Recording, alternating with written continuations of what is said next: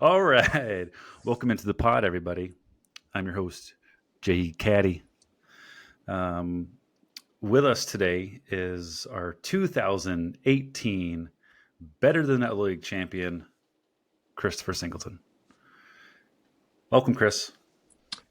Glad to be here. It's finally you brought me on board. Yeah, it's I've been avoiding it, to be honest with you. Um, I don't know, below Ben, there's maybe Chris in terms of people I do not like winning the championship. I have to give you credit. Like you're good at fantasy football. That's what makes me a little just irritated when you win. But you're having a good fucking season. I'll tell you that. I'm having a great season. It helped that I wasn't wasted when we did the draft, though, too. Ooh, ouch. Yes. Um, uh, didn't prep you for this, but like I asked everyone else who's ever joined the pod, which hasn't been many, um, give me a brief overview on your experience with fantasy football and how you got to be in Better Than That Other League. Oh, it's a great question. I think this goes back to the rubber ducky days for indoor soccer, and I think we expanded. You guys expanded the league, and you found no one else, and I was the bottom of the barrel, and you guys asked me, and you asked me to join, and I don't know why I did, but I jumped on board, and I got first place pretty quick, a few years, which I That you think is did. better than some of the other guys. That you did. I didn't actually see when your first year was, but you're right. I think it wasn't. It was very quickly that you rose to the top. You saw this group of guys, and you were like, "Those guys look kind of fun," and I need to hang out with a younger crowd. Um, so you chose us, and we chose you. We're glad you're a part of our family. So Yeah, I think it took a few years for you guys to find out my real age. So yeah, yeah, um, yeah. I knew that you had nipple piercings before I knew your age, which was kind of weird. All right, moving on. We're going to edit this out. perfect. All right, we're going to move into the week 10 matchups. We're going to do a quick little review. I think you can see my screen. We got the matchups from last week. Going into Monday, I think a lot of us were clenching our buttholes. You, including Kevin, or Spooner, Nick. A couple of us were just sweating bullets at the end there. But hey, you pulled out another victory, even though you didn't start Brian Robinson. Um, but Yeah, that was a big mistake on my part. you could have. Wait, what was your score? Where are you at on there? You probably could have won uh, the the most points. I think you would have. If I did play those second and third leading scorers on my team, I definitely would have got most points. And Yeah, then obviously I would have got the other mystery prize as well. So I definitely right. missed opportunity. Ooh, yeah, you missed opportunity on $30. Um, between me and Eric, I I I knew I was probably going to end up winning, but I wasn't that scared going into Monday night. I think this is three in a row for me. Maybe um, I feel like the longer my beard gets, the more power my fantasy team gets. This is the longest I've ever had it. I'm You growing, doing the no growing, shave November? Is that what it is? something like that. Yep. Spooner and Kevin. Spooner finally gets a win after losing several in a row. Knocks off Kevin. He needed that win to keep up with you. Kevin moves to 7-3. Next, we had Brad versus Dave. I was really rooting for Brad because if Dave would have lost, then a couple of us would have moved up in the standings. Um, Tom and Jimmy, we won't really talk about that game. Wasn't much of an experience. Jimmy he forgot about fantasy because he was in Australia, right? I think he was. Was he? I didn't know that. Yeah, he was in Australia this weekend. That's why he didn't really pay attention to fantasy too much. Um, and then who was next? Nick and was that Ben? Yeah, that's Ben. Not a really high scoring matchup, but someone had to win that one. Lastly, you came up on top again, um, just like my mom apparently. Okay. I was looking at some golf balls, putting them away, and I saw your mom again. So it reminded me, and I figured I'd incorporate her this week. With She's a we got a nice matchup lady. next week, so Oof. Yeah, you're gonna have to bring your A game. Yep. All maybe right. C game. Doesn't take much. All right. This next part of the pod, this is the meme of the week. Brought to you by Quest. Quest energy bars, protein bars. When you're on the quest for a championship like Chris is, you're going to need some sort of protein snack. It keeps you hungry for a championship. Eat it. Yeah. This is the meme of the week. This was kudos to Tom. Great work. Um, Chris, did you look at that TikTok that somebody sent? I did not. I don't No. click on any links that are sent by you guys. Okay. So this was there was a hilarious video of a guy cleaning a pool, and the guy showed his face, and it literally looks exactly like Jimmy. And so this is where um, the memes came from that you saw from Tom. Corporate needs you to find the differences between this picture and this picture. Intel has told us there are at least 7. Okay, I already see one. Get him. Okay. It's beautiful. They're the same picture. Beautiful work. That's a good one. That's so good. Tom, thank you for all the laughs that you give us. We appreciate it. After Monday memes. All right, we're moving back over to the matchups. Chris, I gave you a couple matchups for you to take a look at and give your predictions on them. First matchup is yours. Take it away. So we'll do Kevin's and the McDonald's. Um, Kevin's got 4 people on Thursday playing: Jackson, Chase, Andrews, and Baltimore defense. So we'll have to see it out. He's really putting out those points. So I'm definitely looking to see him win over the McDonald's. They just lost Watson for the season ending, so he's looking for somebody to score. So I just don't think they have it in them. I definitely have Kevin pulling this one out to keep it close to first place, or maybe a first round bye in the playoffs. Ooh, yeah, I agree. Definitely agree. I like that. You're giving a little bit better analysis than I usually do. If are you coming from my job or something, or what? Someone's got to do it.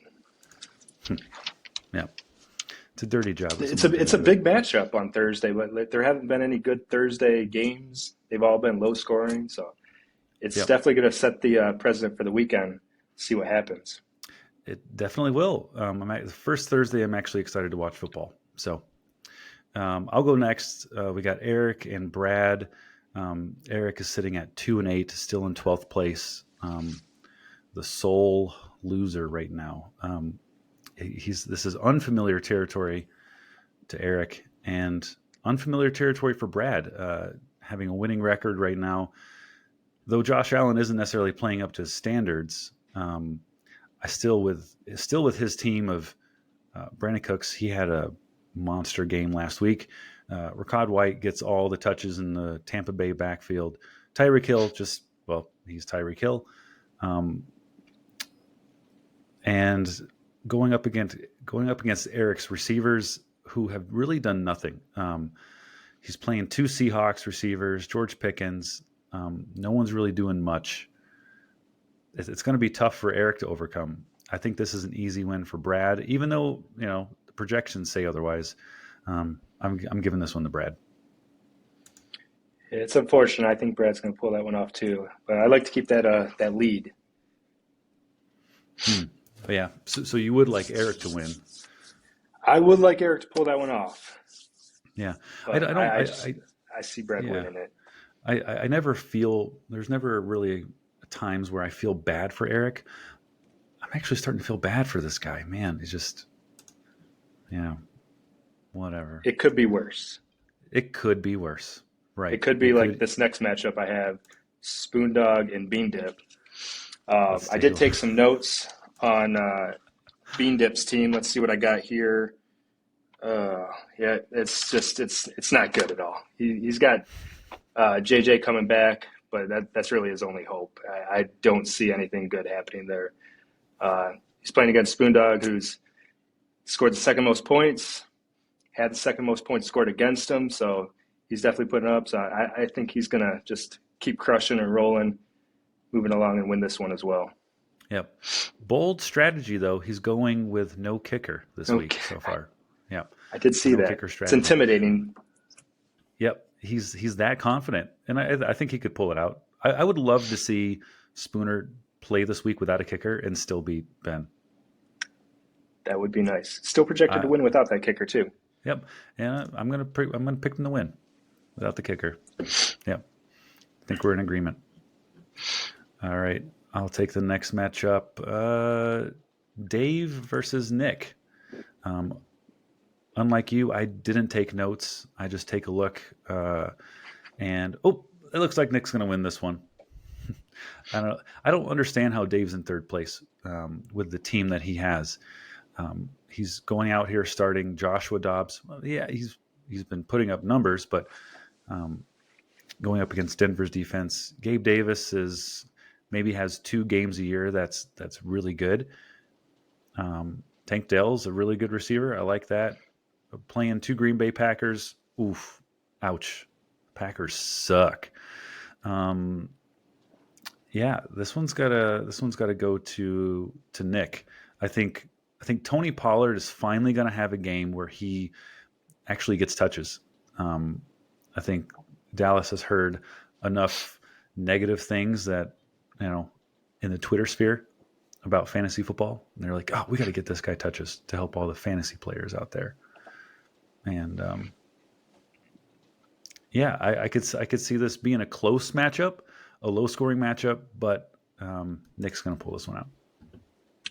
I definitely think it's going to be another close matchup here. All right, next one I have you versus Tom.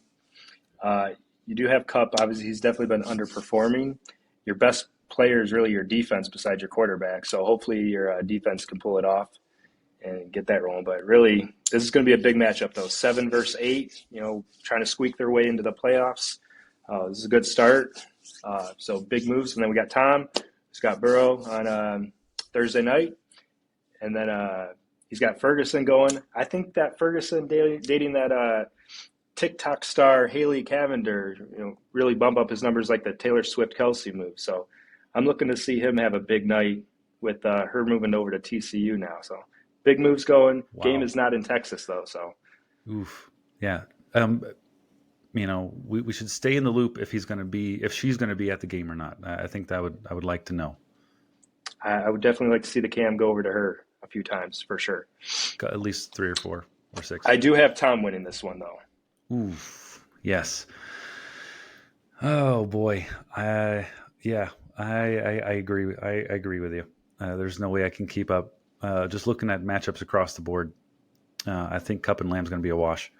Waddle and Kirk could be a wash, but he's got the upside with Burrow and some of his running backs and his everything else. So yeah, I'm going to pick Tom to win. Woe is me. Last but not least, we have your matchup. Jimmy versus Chris. First place versus the guy who should be in last. Let's see. Jimmy might need to go to Australia this weekend, so he may not be around. So it could be just an easy win for you. Dak Prescott playing out of his mind. And Mahomes is shit in the bed. Adams, he's a toss-up. He's been getting just peppered with targets, though, which is a good thing. But playing a stingy defense in Miami, Jalen Ramsey could be covering him. Who knows? Ridley, you should have traded me Ridley when you had the chance, dude. That was a missed opportunity for sure.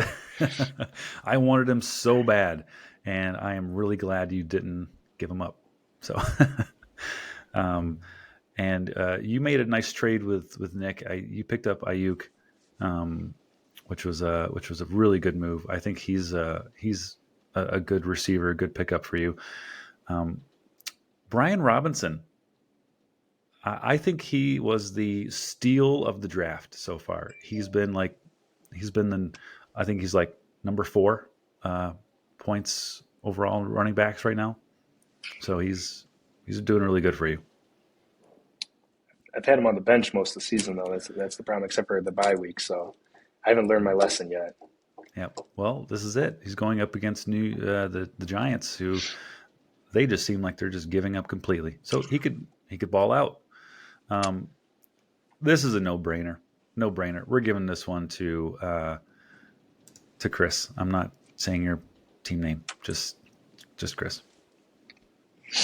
Secure the playoff spot right there. I think that's been secured a while ago. Well, not officially, but we all know. Well, your chances of getting back on the on that trophy and you having it in your hands again. Actually, this will be the first time you would have this beauty right here. Yes. Yes. That'll be the first time for that beauty. Yep. Yep. Well, there's only one thing left to do. Let's mystery prize it up.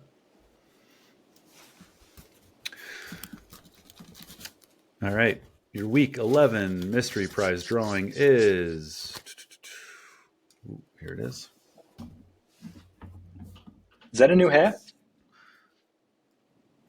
The one I'm wearing? No, the one you just drew out of. It is a new hat. Well, I've had this hat, but it's a... First time drawing out of it, though. First time. No, I drew out of it last week. You probably didn't watch it. You don't care. All right. Ooh, I like this one. Ooh, the defense with the most sacks. Come on, get it on there. There it is. Ooh, well. Defense with the most sacks. Let's go Myles Garrett, baby. I have Dallas. Easy win. Yep. Before we log off, a couple news and notes. Well, Kevin has been cleaning up on mystery prize and most points this year. He's he's killing it. I believe I've got the numbers here. Kevin's $105 so far won this year, and everyone else is not even close. So Brad, Matt and Sean, Eric, and Spooner are still yet to win anything yet. Their time's coming. I believe next week it's Thanksgiving break. There will not be a mystery prize drawing, but there could be a podcast. We might bring something up special, talk about other stuff. But most points will be awarded. There will be a Thanksgiving Day DK thing going on too, which you should join, Chris. I don't know. You didn't join this last one? It's not your thing anymore, is it? You're sticking to winning one thing. My mind's focused on this right now. Lasered in. All right. Well, thanks for joining. This is it for the Better Than a League podcast. Good luck this week. You don't need it, Chris. I do. But peace. Peace, guys.